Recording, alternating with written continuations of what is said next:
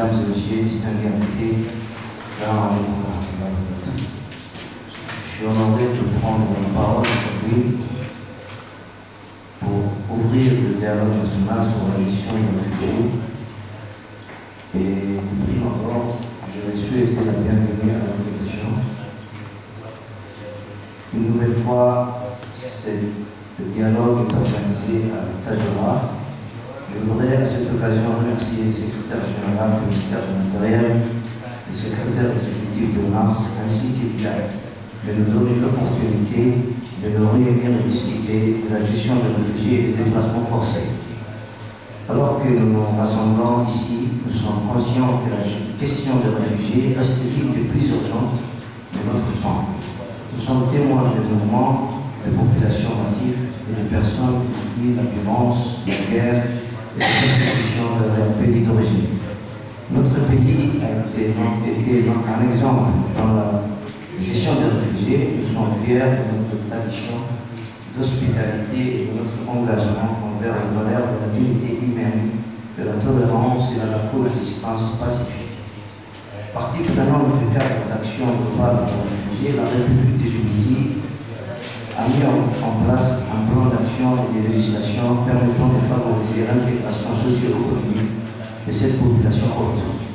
Le gouvernement a pris des engagements forts en matière d'inclusion socio-économique des réfugiés dans les systèmes nationaux, notamment la santé, la protection sociale et l'éducation. Et honore ces engagements en mettant en œuvre progressivement le cadre d'action globale pour ces réfugiés. Cependant, nous savons tous que malgré la réalisation des progrès significatifs, de nouveaux défis émergent chaque jour. Et ce dialogue va nous permettre de faire le point sur la mise en œuvre des engagements d'une part, mais aussi d'identifier les défis qui émergent au quotidien. Notre mission est donc de chercher des solutions pratiques et durables pour répondre aux besoins des réfugiés, tout en leur assurant la sécurité de notre pays. Nous devons également aborder les causes profondes du déplacement forcé, parce qu'en tant que nation, nous avons la responsabilité de promouvoir la paix et la stabilité dans la région.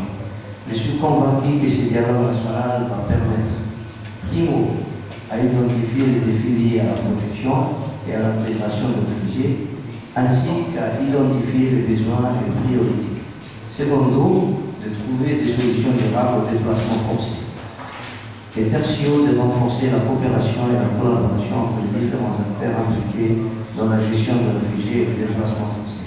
En guise de conclusion, je voudrais ici dire qu'il est important de multiplier ces types de plateformes pour que l'on puisse régulièrement discuter des défis et des opportunités liées à la gestion des réfugiés et des déplacements forcés et globalement de la migration. Merci pour votre attention.